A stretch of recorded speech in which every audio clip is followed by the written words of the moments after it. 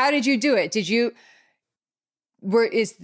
have another career that you were using to give you the room and the leeway to do the No. painting and sell, or were you relying on the income from your art? Well, that's a great question. So in the beginning of I'm married 35 years or 34 years now. And in the beginning, we very much needed my side income.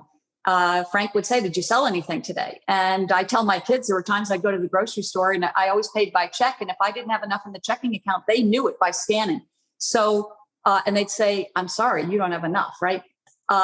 And people find that hard to believe because they know where family that I'm in. How could this have been? So things did change dramatically, but we just kept saying yes to whoever needed something from us. Even when we had little, you try and give what you can. Then things changed dramatically. We were both just doing much better. And it got to the point where I was able to give away 100% of whatever I earned on my art. Wow. And I gave that away. I was able to buy a car for a single mom with 3 children. I was able to help a kid in college to have money every month and pay his bills.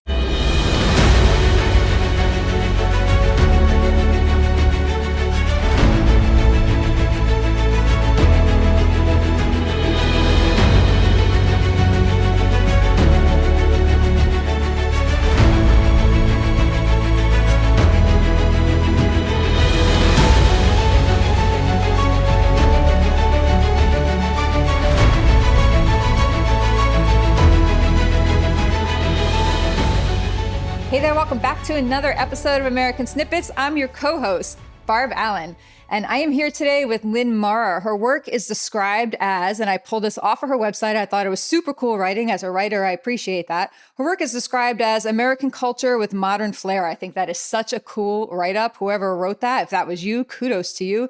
And it goes on to say that she captures the American spirit, which of course captures my heart and spirit as well. After the tragic death of those 13 service members in Afghanistan, which is still fresh and raw, and I'm sure we all remember, Lynn was moved to use her gift of art and being an artist and the extraordinary work she does to support the families of the fallen, which is cool because in times like this that are natural, a lot of us want to reach out and do something, and a lot of us feel powerless to do something, but Lynn has a gift and she said, this is what I can do. And she used it. And that's what caught our attention when Dave and I saw her on Fox News. And literally while she was still being interviewed, I'm hitting up her DMs and Instagram because I'm like, this woman's going to get bombarded and we got to get to her. And what I really love, on top of that, is that she then created portraits of those 13 service members, and all the proceeds from sales of that line of portraits has gone straight to this organization that we know as well, Tunnel to Towers Foundation. We've met Frank, we know the work he does, and as the surviving spouse of a service member who was killed in Iraq, that touches a place in my heart as well, so I have extra appreciation for that. So today we're going to talk about all of that, what moved Lynn to do that, what patriotism is, what the American spirit is, but we're also going to get into some things that we can all apply to our own lives in other areas, because it's not easy to create a successful, thriving business on your own, let alone in the art industry, I'm sure.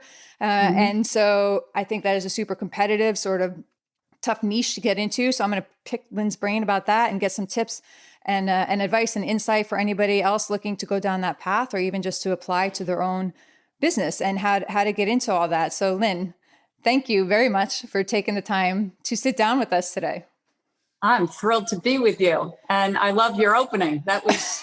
I just try to keep it real, huh? Pardon? We just try to keep it real, and we're just talking, like having a conversation here, right? So we like our community to feel like they're just sitting down having a chat with us. Good. Yeah. I'm ready.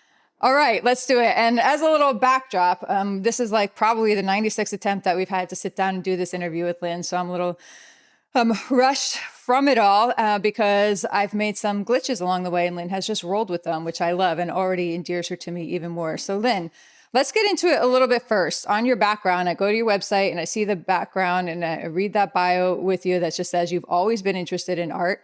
You've been an artist as long as you can recall. And, I'm a mom, I have 4 kids. And I got their art, and I certainly created my own version of art as I was growing up, and stick figures is where I begin and end, more or less.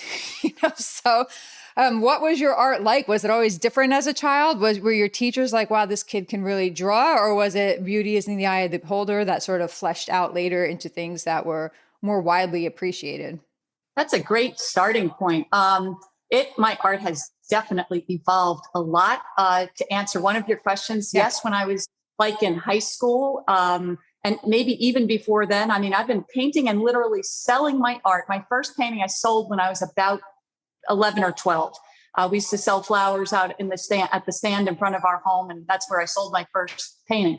But I can hardly I can remember what the art was like back then. It was very photorealistic. What I saw was what I tried to copy exactly, and I quickly realized how boring that was. And it's a lot of. It was another artist who really loosened me up, a guy named Jack Riggio, who I used to love. He's gone now, but he was terrific. And he took me into his home one day, into his studio, and he said, "Go home. I want you to take some of my tools and just loosen up and have fun." And you give somebody some vibrant color and then some crazy new tools and tell them just go have fun. It's really like dancing like nobody's watching you. It's just forget about all the intimidation and the fear of failure and all that jazz. So I've come a long way, but it took a long time. This didn't happen overnight. 50 years of doing this. Yeah, I do know. I love it. And I like how you say, that is your music. What do you say? It's the sound coming out of my horn or whatever. It's your music. I often tell people, I tell them I write and I speak because I am banned from singing in all 50 states, most of the world, right? Like that's my music. That's my expression. I write and I speak because drawing and singing, nope, not my, not really where my talents lie. And I'm not really doing any benefit to humanity by presenting those to the world, So I like how you apply that own sort of theory to your art. I think that really resonated with me. How did that evolve then? At what point did you sort of start traveling down the road where the American spirit and the more patriotic streak and the American culture came into your heart and then into your art? Okay. So I'll give you a quick just background and then fast forward to now. I grew up in a very farmy area. It was Southampton, Long Island. Maybe, people think of that as some kind of wealthy summer community. But when I grew up there, we grew up adjacent to a potato field. And so my husband always joked that he saved me from a potato field. Or he actually used some coarser language than that. And all that.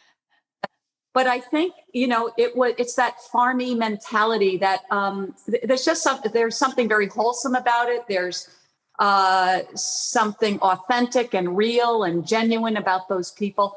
So that was the background. I came from a very humble background. Then let's fast forward to 18 months ago, the whole COVID thing. That really changed my art more than any other single event or person in my career. And I would go on these 5-mile walks every day. I take a run in the morning, say the rosary, go to mass, come home, and I paint. And at the end of the day, I was, during COVID, there was so much time that I was throwing in a 5-mile walk too. And on those walks, I was seeing things that I'd always seen before, but now was looking at them in a very new light. And something as basic as the trees and these bulbs, say in March, when they would push up through frozen earth. And I wondered to myself, how in God's name are these tender little shoots and bulbs pushing through, through the dark underworld, up through the snow and everything. And they're not heard. They're not, I wondered what's drawing them and what is pushing them. And what I discovered almost immediately was the very same thing that is drawing and pushing them is drawing and pushing each and every one of us. And I saw it was such a profound sort of revelation to me, or that if I just behaved a little more like them, In other words, I didn't fight my creator, the one who gave us all purpose and talent. You mentioned talents before that you probably shouldn't sing, and that's why you write and speak. And well, we all have, talent. So I decided to go home that day and really lose my fear of failure, lose my sense of intimidation or this great concern of how I'd be recognized by would I be accepted? Would the art be good enough? It can be so cruel and harsh. And I'm telling you, those 18 months have been the most productive. I've sold more paintings. In fact, I was selling a painting every single day. Wow. And then when the August came and the Afghanistan tragedy happened, I knew instantly when that message came into my heart. I knew it was sort of like put on your helmet, pull up your boots. We got work to do here, and I knew exactly what it was and how to go about it. And it was thrilling. Really, it was really fun to get started on it, and then also to realize how many things. I hope you don't mind if I invoke God now and then. But of course, sense to that, but I wouldn't get anywhere without him, and so I started to deconstruct how I was going to go about this. Whenever I look at another artist's work, I deconstruct to see how did they get there. And in other words, what were the layers? What was the process? How did they fall into this? So I started to deconstruct these 13, the paintings that I did, or they weren't paintings, they were really digital works of art. But I realized that God had moved a 14-year scripture study course that I was doing every Tuesday. He had moved that he'd cleared my deck. So I had lots of time. And this was going to require lots of time. Not quick. It was very, very quick to produce them, but the work that came after, working with Frank Siller and Tunnel to Towers and doing interviews, it's very time consuming. And I started to look back, and it's almost 25 years worth of God's intervention, bringing people into my life at just the right time. People that I didn't know 25 years ago, I was going to need them in August and September. They stepped up, and that some people brought me to Bill Hemmer, which brought me to you. And here we are in a nutshell, like in 5 minutes. I kind of just gave you a quick how we got here. Yeah. No, I love that. And again, a lot of it registers with me. And I think once you, I had to adopt this policy, what I call surrender to the experience. And that doesn't mean like you're giving up or rolling over. But what that meant to me was I had to just surrender to the notion that I always knew what's better. And I had to learn how to be aware to recognize things that were incoming. And even if they appeared bad, how to not like push. I had to surrender to accepting them and turning them around into like understanding why or the purpose or what I'm supposed to do with it.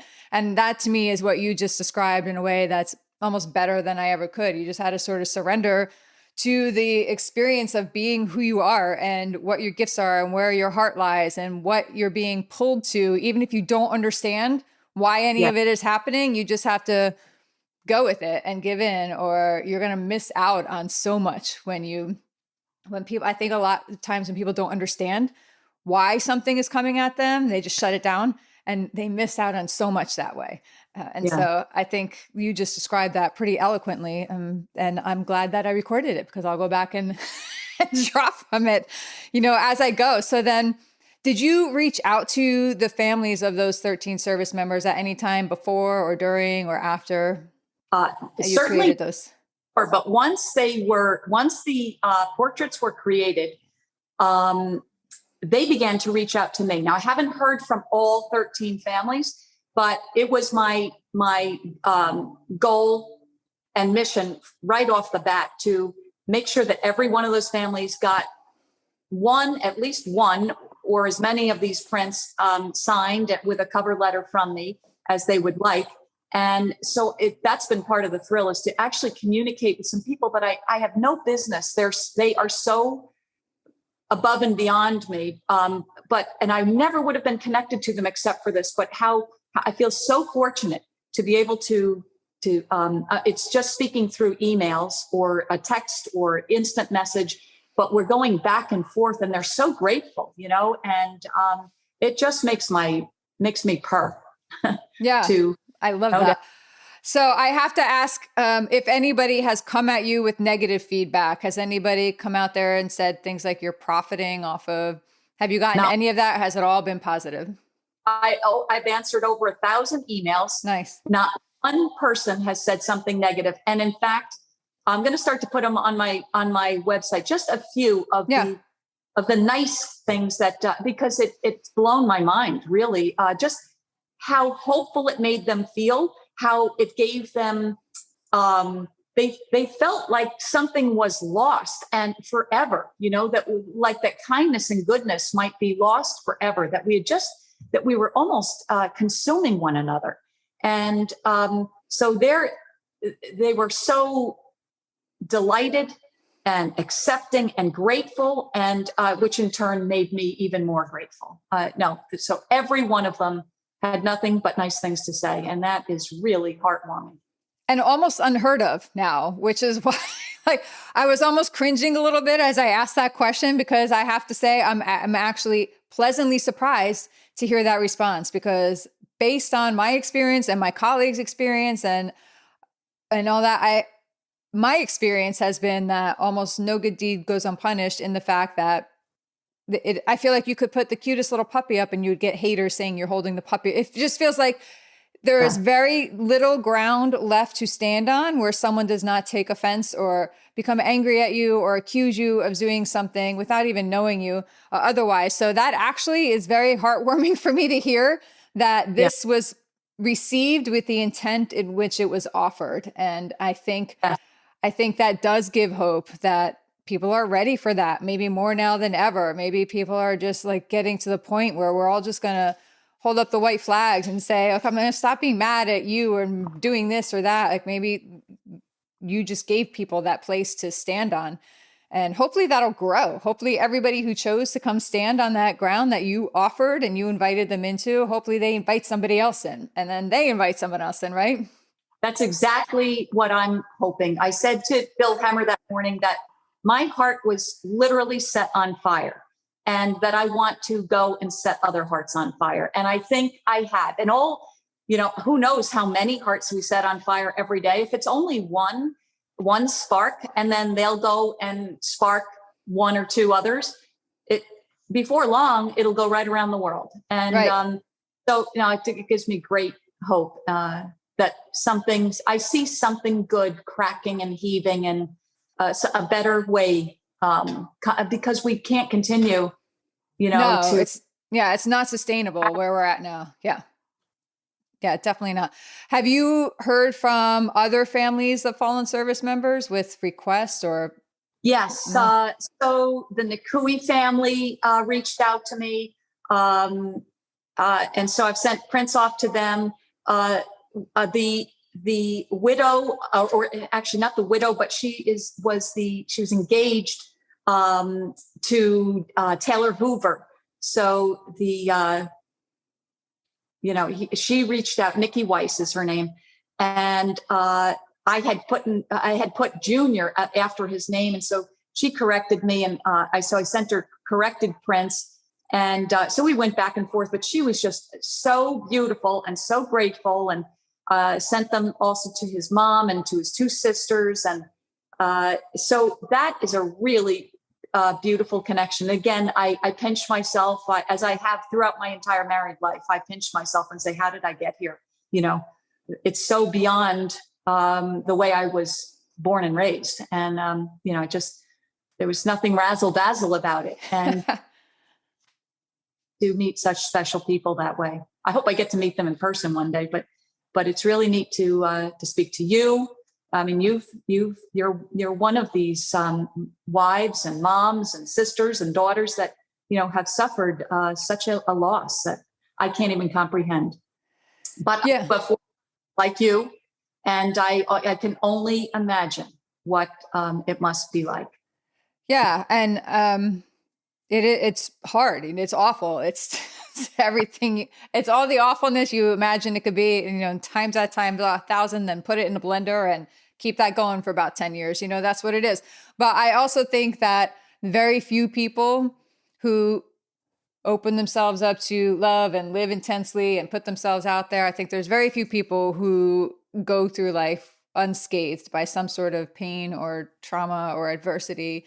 And, this was mine, and I have other things that are mine, but we could probably sit here and peel back layers of Lynn's life and find things that were brutal for you to deal with, so it just takes different forms. Like we all have our challenges and our pain and our trauma and adversity in different ways, but what form it takes in our lives is the differentiating factor. And then what we do with it sets us apart as well. So, I'm sure that's how I look at everyone now. I'm like, I try to remind myself, I'm like, this person has a story. That person's going through something. Someone cuts you off. I try to be like, not angry at them. Like maybe they just came from the hospital or like whatever situation, because I know I did things in my worst moments. So I think it just gives you an awareness too. Yes. But you reached out and respected us. And I'm glad to hear that those families welcomed your interaction with them and wanted you to be a part of that, because I imagine as well that they're also getting bombarded by people who are not sincere and by people who don't have the best intentions, because I know that happens. It's happened to me. It's happened to so many of my widow friends that they're bombarded with people who don't have pure intentions and who are actually just out to cause trouble and pain and heartache in a place where there already is some. So that they were able to recognize your intent, I think it's good, Lynn. You've achieved something like beyond your portraits. You've just like, they're your tool, right? But 2 points. Yeah. When you want nothing in return, right. There's something very genuine about that. I mean, it wouldn't even bother me if I had gotten some angry mail or hate mail. Right. I would have said, that I felt sorry for that person. That really would say something only about them and nothing about me. So, but I didn't receive any. That's great. That's great. So then what connected you with Frank in Tunnels to Towers? That was part of the magic. The night before I was going to have the interview with Bill Hemmer, I realized that, I'm going to make everything go to Tunnel to Towers. And I assumed that they'll be on board with that, but I really needed permission. I couldn't, I had to make sure. I reached out to, we had a contact through the New York Giants because that's my husband's in that business. And so they connected me to Kathleen Coleman, and she connected me to Frank. Frank called me at 6:00 the night before my interview. And that, again, was one of the greatest thrills of my life.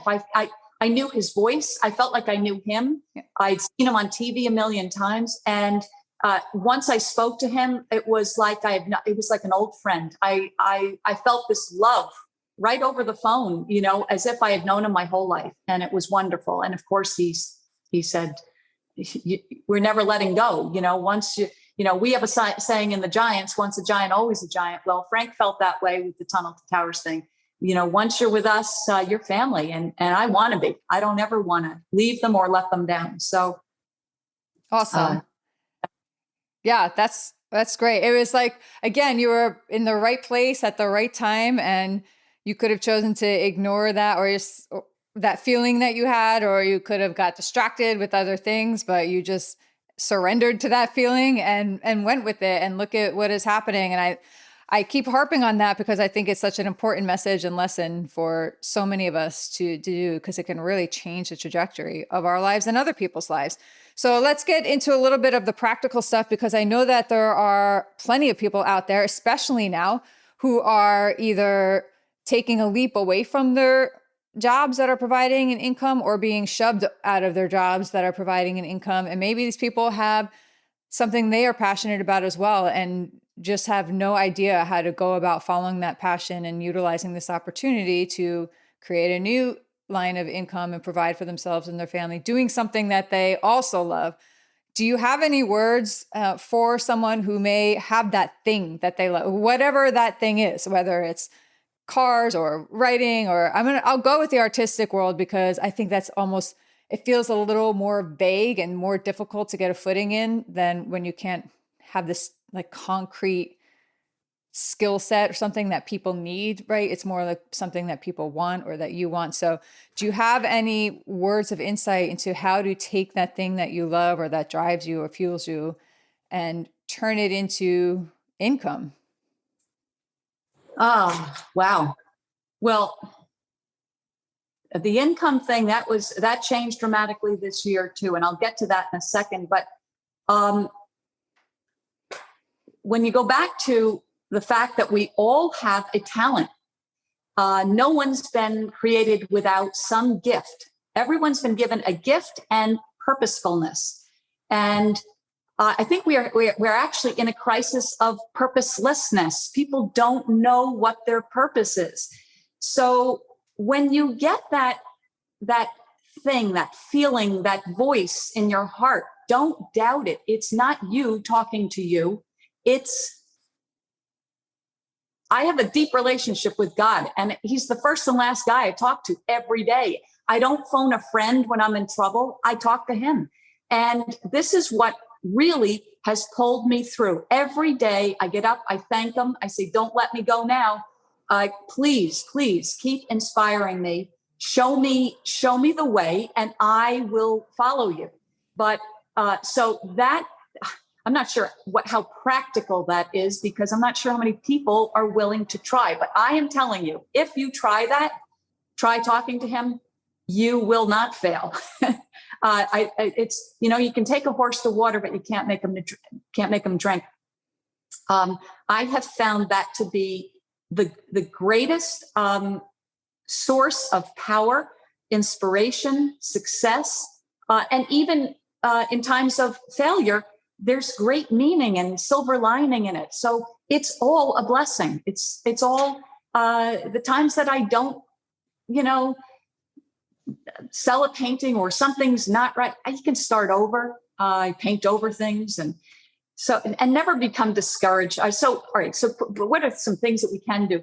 First of all, discipline. I'm very disciplined, and I would highly recommend trying to incorporate some discipline in everyone's, from the moment I get up, I have a schedule, and it's disciplined. I told you what I do right off the bat. By 7:00 in the morning, I'm out for a run. I say the rosary every morning. Then I go to 8:30 mass. From there, I come back and I paint 8, 10, 12 hours a day. What happens in that time, I always say, is whatever God meant for me to accomplish in that day. Some days end and I feel like I didn't accomplish all that I wanted to accomplish. So long as I get done what he wanted me to, that's it. So go easy on yourself, be disciplined, but go easy on yourself and involve him in big decisions and choices in your life. The money thing, I don't know, maybe you could set up a new pitch for me. What? So it's, people love what they're doing. Like for me, I'll use me. I was drawn to write, I had things that I needed to write, and that's what I did. I was fortunate that I wasn't relying on my writing to generate an income, where I had the ability to pay my bills, but still take that leap and invest in myself and my writing. And it didn't pay off for many, many, many years. It's only just now starting to gain traction and take me where I had envisioned it going in some ways.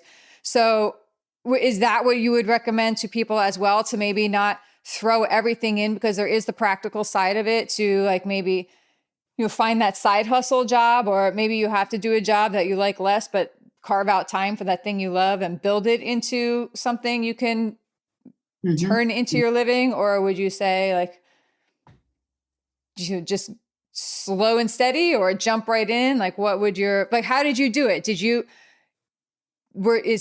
you have another career that you were using to give you the room and the leeway to do the painting and sell?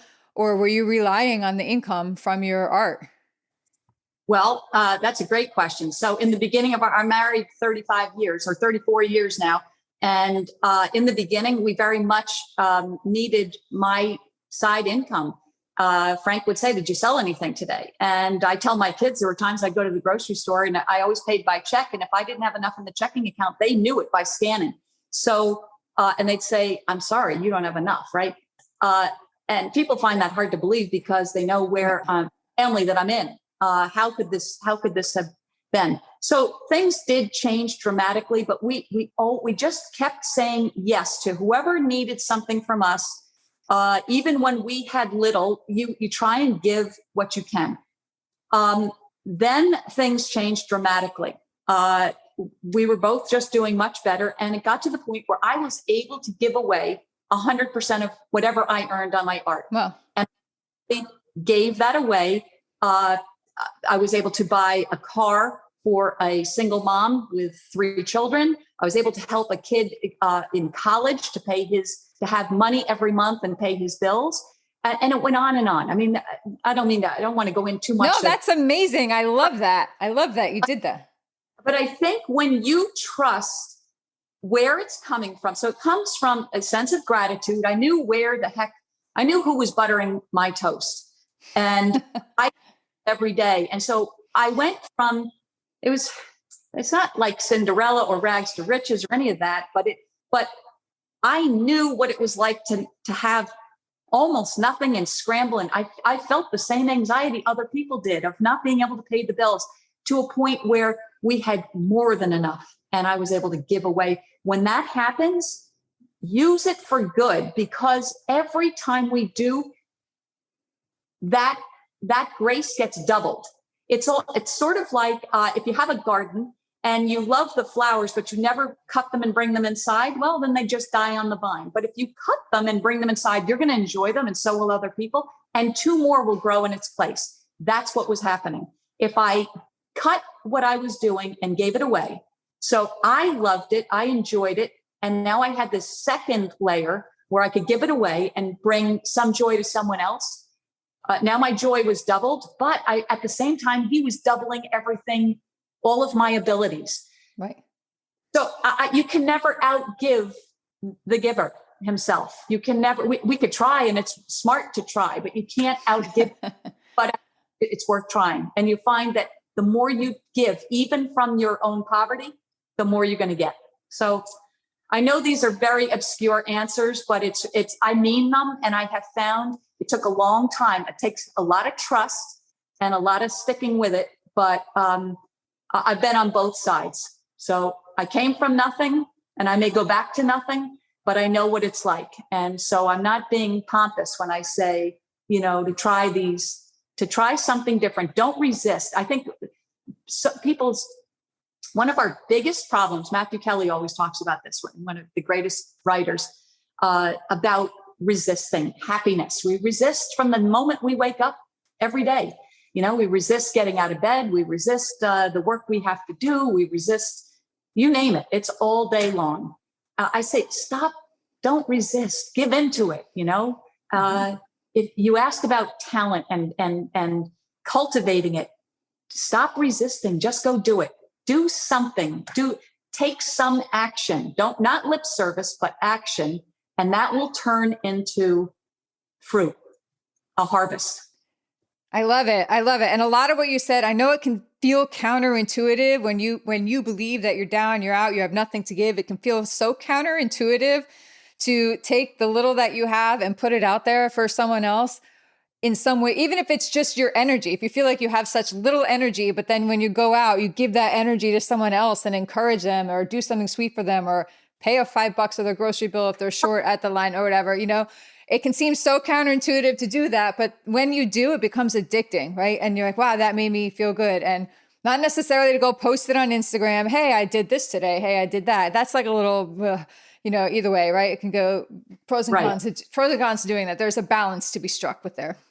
But to just do it, and that feeling you get just for yourself, and don't even tell anyone about it. That's the secret. I feel like when you don't tell anyone about it, that moment, that day, it's one thing to go back and say, hey, 5 years ago, I did this. It made me feel really good. Or in the context of a conversation, but you don't like spread it out there on banners. Like, hey, I just gave this homeless man a cup of tea or something. Right. So, but you just carry that with you, and then you don't even understand the people that are watching. You lead by example, and you do that. And it makes you feel so good. And I think it strengthens you and gives you confidence inside too, to know that you have value to give. When you feel like you're worthless, but then you discover value in yourself, it's a game changer.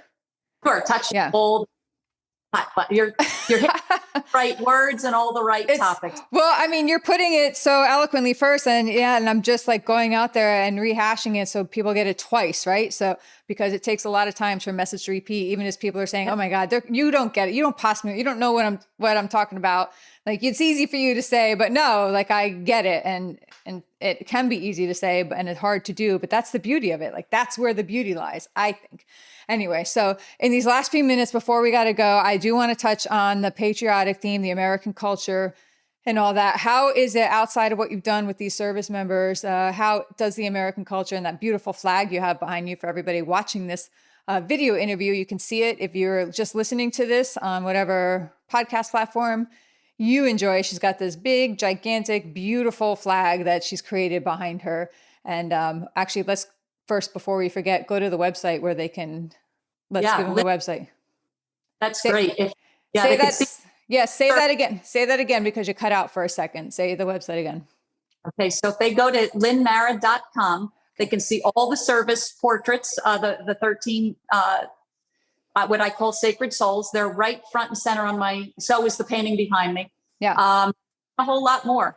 Beautiful. Yeah. And we're going to put that link in an article and all that we'll put up with the post as well. And then people will be able to find it on all of our platforms. So to you, Lynn, one of the reasons that we started what we're doing years ago, having no clear idea of where it was going to take us, we just had this feeling that there was a lot of hate out in the world and this country was beginning to tear apart at the seams. And for me, from a family who's given so much for this country, it just depressed me and hurt me. And so we didn't know exactly what we were meant to do with what we had. We just knew that this is what we felt like we were being called to do. So we started this platform and we figured to make it simple at first, we thought that by bringing people on who were living their own version of the American dream, that would prove, because it felt like the American dream was what was most under attack, that people were denying it existed or saying it only existed for people who were born into those opportunities that the rest of the world doesn't have and all that. And so we thought, no, that's not true.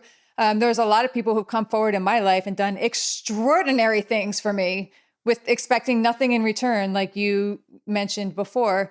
And we knew people who'd worked so hard to build immense success for themselves and give back to others, living their version of the American dream. So we thought, if we spotlight these people, we'll prove that it's true, right? And because these are real life people. So that's what started it.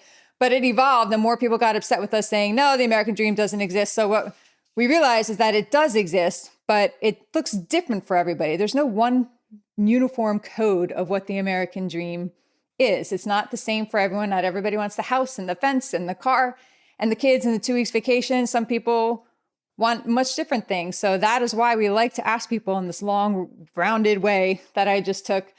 I'd like to ask you, what is your version of the American dream? What does that look like for Lynn?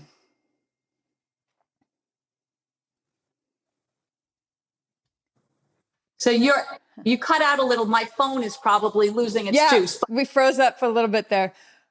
Long story short, what is that version of the American dream for you? What does that look like for you? How do you customize it for yourself? I basically got what you said. So I think we all need a place to belong. And everybody is clamoring to get in here. So something special is going on. It is the greatest place on earth. And we are hardwired to be loving and kind and good. It's our nature to be that way. And so the American dream it's a place to belong. It's a place where I do belong and where everyone is as different as we may be. We have so much in common and to be thankful for.